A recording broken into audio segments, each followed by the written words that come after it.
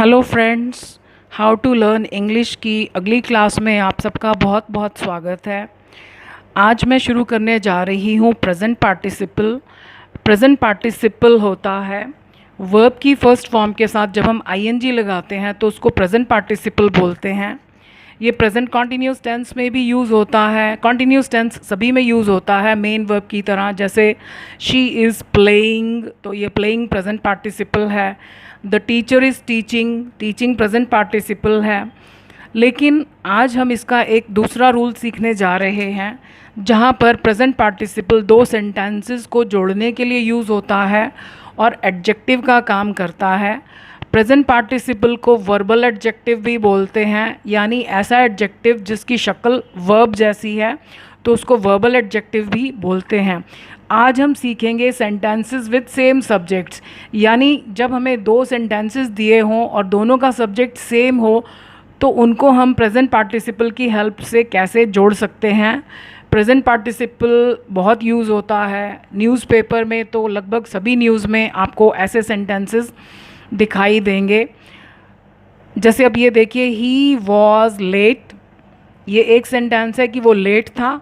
He was punished, उसको सज़ा दी गई। अब हमने इन दोनों को कंबाइन करके एक सिंगल सेंटेंस बनाना है, हमने प्रेजेंट पार्टिसिपल को यूज़ करना है। तो सबसे पहले हमको क्या देखना है कि दोनों सेंटेंसेस का सब्जेक्ट सेम होना चाहिए। अगर सेम है तो हम क्या करते हैं, स्टार्टिंग में जो सब्जेक्ट है उसको हम हटा देते हैं और आगे जो वर्ब है, अब इसमें वर्ब क्या है, वॉज, इसमें कोई काम नहीं हो रहा, हम सिर्फ कह रहे हैं कि वो लेट था। सेंटेंस में काम हो रहा है या नहीं हो रहा है। वर्ब के बिना कभी भी सेंटेंस नहीं बनता है।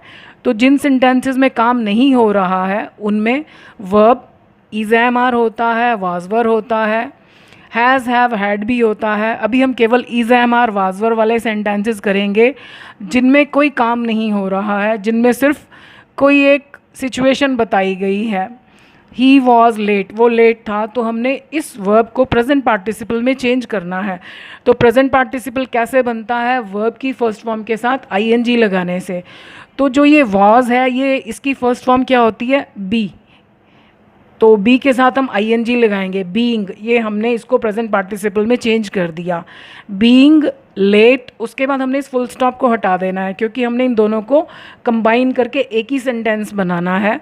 तो बीइंग लेट के बाद हमने फुल स्टॉप की जगह कॉमा लिखा और अब ये एच कैपिटल नहीं रहेगा क्योंकि पहले ये सेपरेट सेंटेंसेस थे, अब ये सिंगल सेंटेंस बनने जा रहा है और क्योंकि ही सेंटेंस के मिडल में आ रहा है तो H should not be capital, ये स्मॉल होना चाहिए। So being late he was punished. अब ये हमारा कंप्लीट सेंटेंस है और ये सिर्फ ग्रुप ऑफ वर्ड्स है। ये किसके लिए आ रहा है, इस सब्जेक्ट के लिए आ रहा है। इसको हम पार्टिसिपल फ्रेज भी बोल सकते हैं और केवल इस शब्द को हम प्रेजेंट पार्टिसिपल बोलेंगे। इसको हिंदी में ऐसे कहेंगे कि लेट होने के कारण उसे सज़ा दी गई। यू आर टैलेंटेड, इसमें भी बताया जा रहा है कि कोई व्यक्ति कैसा है, तुम टैलेंटेड हो। इसमें टैलेंटेड वर्ब नहीं है, इसमें आर वर्ब है कि तुम हो कैसे हो, प्रतिभाशाली हो। So you are talented, you will be selected, तुम सिलेक्ट कर लिए जाओगे। अब देखिए दोनों तरफ सब्जेक्ट सेम है तो हमने क्या करा, पहले वाले सब्जेक्ट को हटा दिया और इसको हमने प्रेजेंट पार्टिसिपल में चेंज करना है। तो आपका वर्ब वॉज वर हो या इज एम आर हो, जब आप आईएनजी लगाओगे तो वो बीइंग में चेंज हो जाता है दोनों। बीइंग टैलेंटेड, फिर कॉमा, फिर सेकंड सेंटेंस को हमने कुछ नहीं करना, वो एज इट इज़ लिख देना है। तुम्हें सिलेक्ट कर लिया जाएगा, क्यों, टैलेंटेड होने के कारण। शी इज़ इंटेलिजेंट, वह इंटेलिजेंट है। शी कैन नॉट फेल, वो फेल नहीं हो सकती है। इसमें भी वर्ब इज़ है तो हम उसके साथ आईएनजी लगाएंगे तो बीइंग हो जाएगा। सब्जेक्ट को हमने हटा दिया क्योंकि दोनों तरफ सब्जेक्ट सेम था। बीइंग इंटेलिजेंट, फुल स्टॉप की जगह कॉमा, सेकंड सेंटेंस को हमने एज इट इज लिखना है। कैन नॉट हमेशा इकट्ठा लिखा जाता है क्योंकि can not is treated as a single word, can not के बीच में स्पेस नहीं रखा जाता है। सो वो फेल नहीं हो सकती है, क्यों, इंटेलिजेंट होने के कारण। तो ये बात भी किसके लिए कही गई है, इसके लिए, सब्जेक्ट के लिए। The students are late, students late हैं। They can not enter the school. अब एक तरफ हमने स्टूडेंट्स लिखा, दूसरी तरफ दे लिखा, लेकिन बात स्टूडेंट्स की ही हो रही है। जब हम एक ही व्यक्ति की बात बार बार करते हैं तो हम हर बार उसका नाम नहीं लिखते, उसकी जगह हम प्रोनाउन यूज़ करते हैं। लेकिन जब हम इन सेंटेंसेस को कंबाइन करेंगे, अब हमें तो मालूम है कि ये दे किसके लिए आ रहा है, स्टूडेंट्स के लिए आ रहा है, तो हम दे को हटा देंगे, जो नाउन है यानी जिससे हमें पता चल रहा है कि बात एक्चुअली हो किसकी रही है, वो शब्द लिखेंगे। अगर कोई सिर्फ ये पढ़ता है दे can not enter the school, उसको नहीं मालूम किसकी बात हो रही है, तो उसको नहीं पता ये दे कौन है। लेकिन ये दोनों सेंटेंसेस को पढ़ने के बाद हमें पता चलता है कि स्टूडेंट्स की बात हो रही है।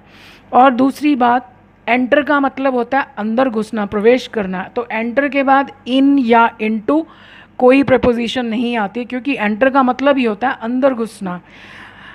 अब इसमें वर्ब क्या है, आर, तो इसके साथ आईएनजी लगाएंगे तो ये बीइंग हो जाएगा, बीइंग लेट कॉमा। अब हम यहाँ पर दे नहीं लिखेंगे क्योंकि हमें मालूम है ये दे कौन है, स्टूडेंट्स हैं, तो हम दे को हटा देंगे। द स्टूडेंट्स आगे एज इट इज़ रहेगा, कोई चेंज नहीं करना। The students can not enter the school, students enter नहीं कर सकते हैं स्कूल में, क्यों, लेट होने के कारण। अब हम नेक्स्ट सेंटेंस को देखते हैं। सुरेश वॉज अनवेल, सुरेश अस्वस्थ था। He could not go to school, वो स्कूल नहीं जा सका। यहाँ सुरेश की बात हो रही है और यहाँ जो ही लगाया गया है वो सुरेश के लिए ही लगाया गया है। तो जब हम इन सेंटेंसेस को कंबाइन करेंगे, इसको हम प्रेजेंट पार्टिसिपल में चेंज करेंगे तो ये बीइंग हो जाएगा, बीइंग अनवेल, उसके बाद फुल स्टॉप की जगह कॉमा। अब ये ही किसके लिए आया, सुरेश के लिए आया, तो हम ही को निकाल देंगे, यहाँ लिखेंगे सुरेश, बाकी सेंटेंस एज इट इज़, यानी सुरेश स्कूल नहीं जा सका बीमार होने के कारण। द गर्ल्स वर टायर्ड, लड़कियां थकी हुई थी। इसमें वर्ब वर है, टायर्ड नहीं है। ये दिखने में वर्ब जैसा लग रहा है लेकिन ये यहाँ पर एडजेक्टिव का काम कर रहा है। ये कैसे हो रहा है ये हम आगे की क्लासेस में सीखेंगे। दे स्टॉप्ड द वर्क, उन्होंने काम बंद कर दिया। अब ये दे कौन है, गर्ल्स। तो जब हम इसको कंबाइन करेंगे तो सब्जेक्ट आप देख रहे हो सेम है, एक तरफ गर्ल्स, दूसरी तरफ गर्ल्स के लिए दे लगा दिया, तो बीइंग टायर्ड, फुल स्टॉप की जगह कॉमा। अब ये दे कौन है, गर्ल्स, तो हम दे को हटा देंगे, उसकी जगह लिखेंगे the girls stopped the work. The film was interesting, film interesting थी। इसमें भी ये पास्ट कॉन्टीन्यूस नहीं है। अगर आप सोचें कि ये वॉज लगा है और ये आईएनजी, वॉज के साथ आईएनजी लगाकर पास्ट कॉन्टीन्यूस तब बनता है जब ये कुछ काम कर रहा है या कोई काम हो रहा है। इसमें कोई काम नहीं हो रहा। ये इंटरेस्टिंग भी एडजेक्टिव है, ये सब चीज़ें हम बाद में सीखेंगे। वर्ब इसमें वॉज ही है।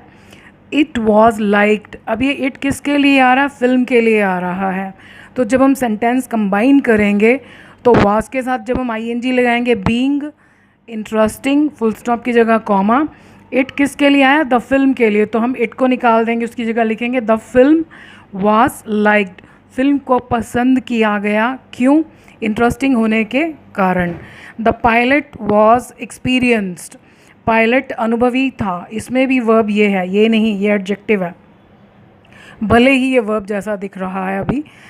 ही सेव्ड दी प्लेन, ये ही कौन है, पायलट, पायलट के लिए ही लगाया गया, तो यानी हमारा सब्जेक्ट सेम है। इसके साथ हमने आईएनजी लगाया तो बीइंग एक्सपीरियंस्ड, फुल स्टॉप की जगह कॉमा, ही की जगह the pilot saved the plane, pilot ने प्लेन को बचा लिया अनुभवी होने के कारण। आज हमने सीखा प्रेजेंट पार्टिसिपल सेम सब्जेक्ट के साथ सेंटेंसेस को कैसे कंबाइन कर सकता है। अगली वीडियो में हम सीखेंगे कि प्रेजेंट पार्टिसिपल डिफरेंट सब्जेक्ट के साथ कैसे यूज़ किया जा सकता है। आज के लिए बस इतना ही, जल्द ही मिलेंगे अगली वीडियो में। इस वीडियो को देखने के लिए आप सबका बहुत बहुत धन्यवाद। Thank you.